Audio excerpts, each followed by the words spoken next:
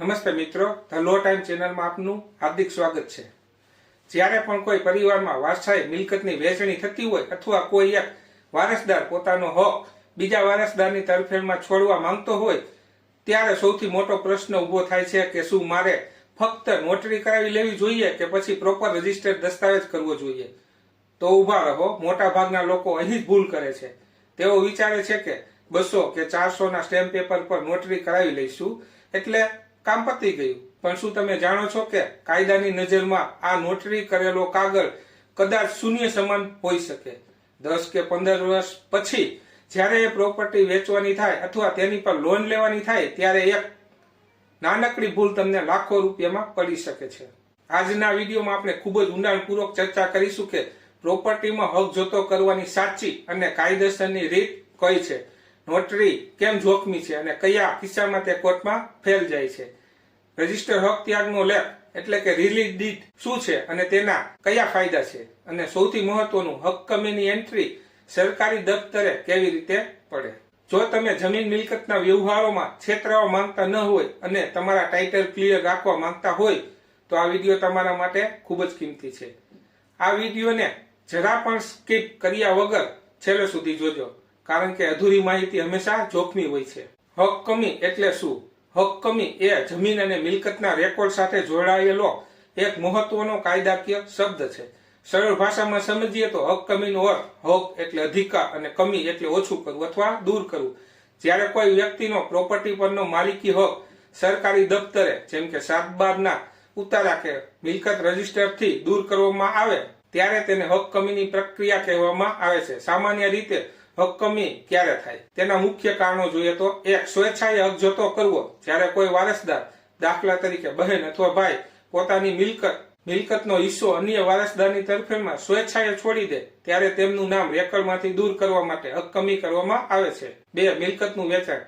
જ્યારે તમે તમારી મિલકત તમારા ભાઈ, બહેન અથવા અન્ય કોઈને વેચો છો ત્યારે તમારો હક્કમી થઈ જાય છે અને ખરીદનારનો હક દાખલ થાય છે। 3. મૃત્યુ બાદ વારસાઈ। જો મિલકત ધારકનું અવસાન થાય તો તેમનું નામ હક્કમી કરીને તેમના કાયદેસરના વારસદારોના નામ ચડાવવામાં આવે છે। 4.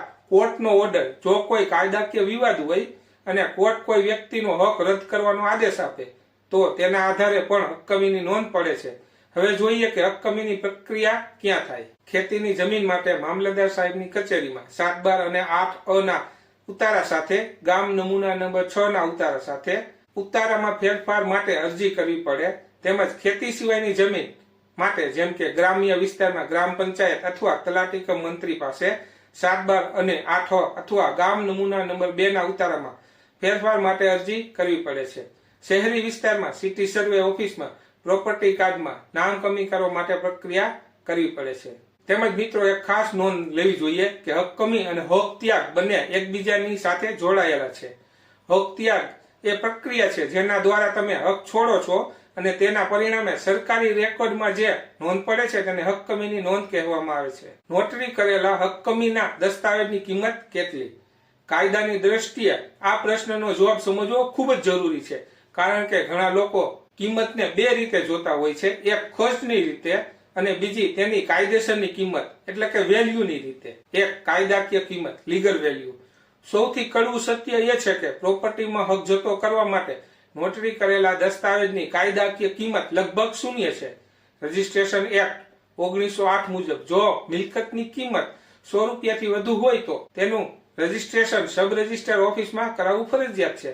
જો તમે માત્ર નોટરી કરાવો છો તો તે મિલકતનું ટાઇટલ એટલે કે માલિકી હક ટ્રાન્સફર કરતી નથી।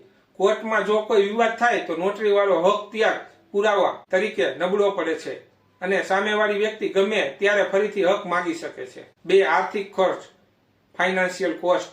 જો આપણે નોટરી કરાવવાનો ખર્ચની વાત કરીએ તો તે ઘણો ઓછો હોય છે। સામાન્ય રીતે લોકો 200 કે 400 ના સ્ટેમ્પ પર આ લખાવતા હોય છે। ટાઈપિંગ તથા નોટરી ફી મળી 100 થી 500 ની આસપાસ નોટરી તથા વકીલ ફી હોય છે। આમ કુલ ખર્ચ અંદાજે 500 થી 1000 માં નોટરી વાળું કામ પતી જાય છે।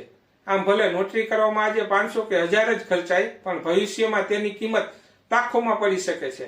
કેમ કે બેંક ક્યારેય નોટરીના આધારે લોન આપશે નહીં, તેમજ ભવિષ્યમાં જ્યારે તમે મિલકત વેચશો ત્યારે ખરીદનારનો વકીલ ટાઇટલ ક્લિયર નથી તેમ કહીને સોદો કેન્સલ કરી શકે છે.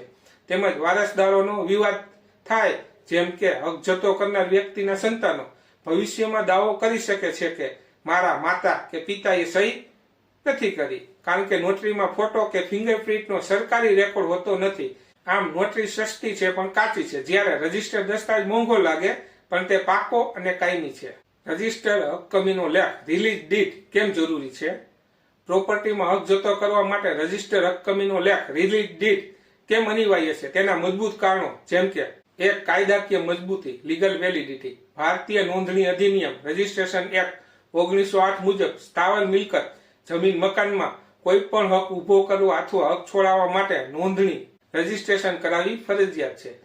રજીસ્ટર લેખ એ કાયદાકીય દ્રષ્ટિએ પાકો પુરાવો છે જેને કોર્ટમાં પડકારવો ખૂબ મુશ્કેલ છે. 2. સરકારી રેકોર્ડમાં નામ કમી રેવન્યુ એન્ટ્રી. તમે ગમે તેટલી નોટરી કરાવો પણ જ્યાં સુધી તમે સબ રજિસ્ટ્રાર કચેરીનો રજીસ્ટર દસ્તાવેજ રજૂ નહીં કરો ત્યાં સુધી અધિકારિક રીતે 7/12 કે સિટી સર્વે પ્રોપર્ટી કાર્ડમાંથી તે વ્યક્તિનું નામ કમી થશે નહીં. સરકારી દફતરે નામ દૂર કરવા માટે રજીસ્ટર દસ્તાવેજ એ સૌથી મોટો અને ફરજિયાત આધાર છે. 3. Title clearance. ભવિષ્યમાં જ્યારે તમે આ પ્રોપર્ટી વેચવા જશો ત્યારે ખરીદનારનો વકીલ ટાઇટલ સર્ચ રિપોર્ટ કઢાવશે. જો હક ત્યાગ રજીસ્ટર નહીં હોય તો વકીલ ટાઇટલ ઇઝ નોટ ક્લિયર, માલિકી હક ચોખ્ખા નથી એવો રિપોર્ટ આપી શકે છે. આમ રજીસ્ટર દસ્તાવેજ પ્રોપર્ટીને વિવાદ મુક્ત અને વેચવા માટે યોગ્ય બનાવે છે. 4. બેંક લોન મેળવવામાં સરળતા. જો તમારે મિલકત પર બેંક લોન લેવી હોય તો બેંકના વકીલ દરેક વારસદારોનો હક તપાસશે. જો કોઈ વારસદારે હક જતો કર્યો હોય અને તે માત્ર નોટરીથી હોય તો બેંક લોન આપવાની ચોખ્ખી ના પાડી શકે છે. બેંક ફક્ત રજીસ્ટર રિલીઝ ડીડને જ માન્ય રાખે છે. 5. વારસદારોના વિવાદ સામે રક્ષણ. ધારો કે આજે કોઈ વ્યક્તિ હક જતો કરે છે પણ 10-15 વર્ષ પછી તેમના સંતાનો એટલે કે વારસદારો મિલકતમાં હિસ્સો માગે તો જો તમારી પાસે રજીસ્ટર લેખ હશે તો તેમાં તે વ્યક્તિના ફોટા, અંગૂઠા નિશાન અને સાક્ષીઓની વિગતો સરકારી સર્વરમાં હશે. આનાથી ભવિષ્યમાં થતા કૌટુંબિક ઝઘડા કે કોર્ટ કેસ સામે કાયમી રક્ષણ મળે છે. 6. છેતરપિંડીથી બચાવ.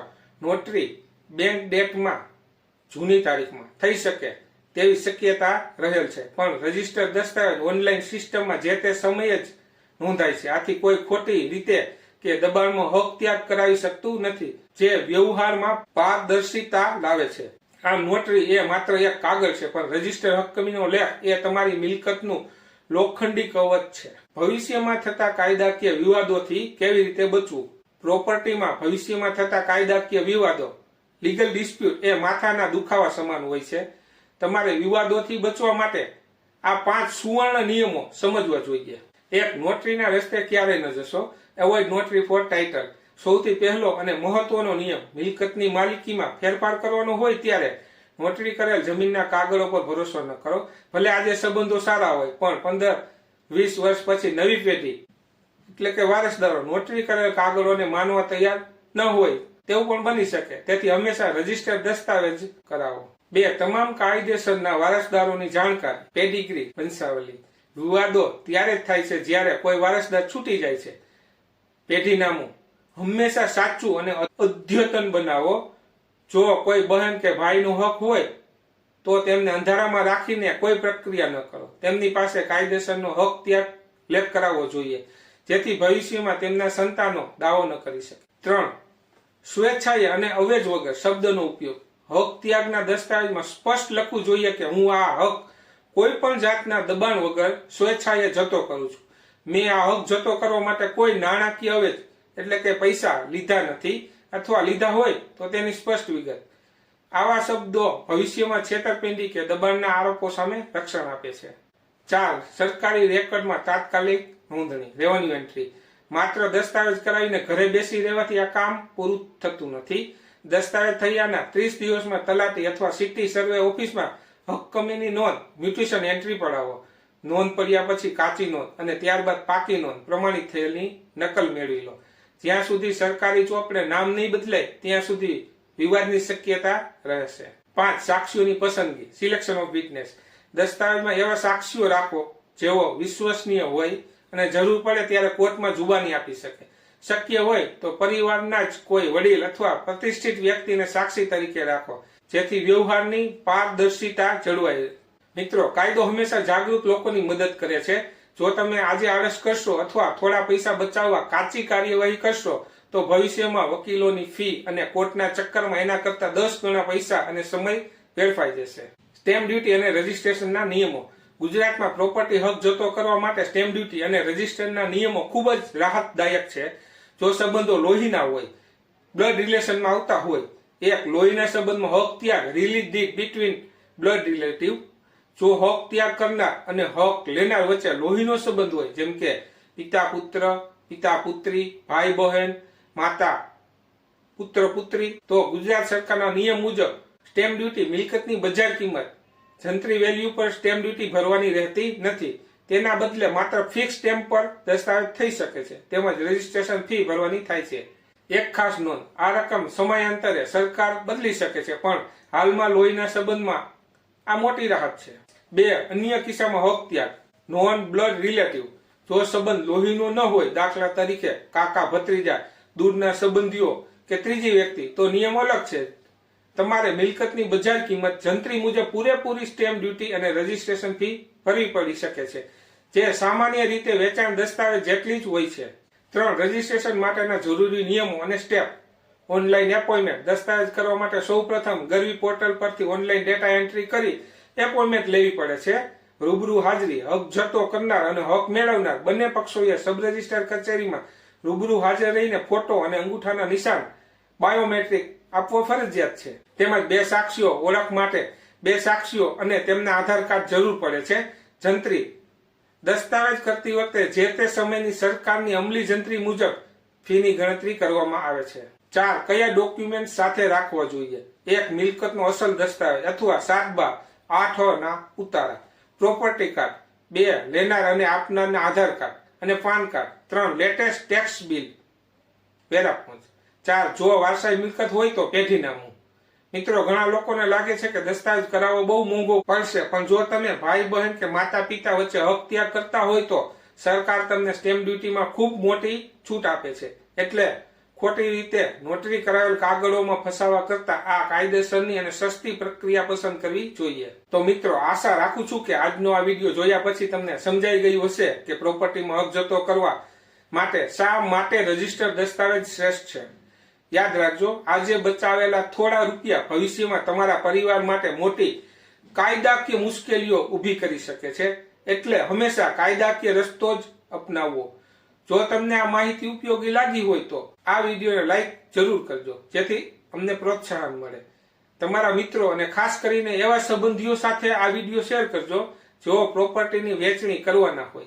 અને હા, જો તમે હજી સુધી ધ લો ટાઈમ ચેનલને સબસ્ક્રાઇબ નથી કરી તો નીચેનું લાલ બટન દબાવીને અત્યારે સબસ્ક્રાઇબ કરી લો અને બેલ આઇકોન દબાવવાનું ભૂલતા નહીં, જેથી ભવિષ્યમાં આવનારા દરેક ઉપયોગી વિડીયોની નોટિફિકેશન તમને મળતી રહે.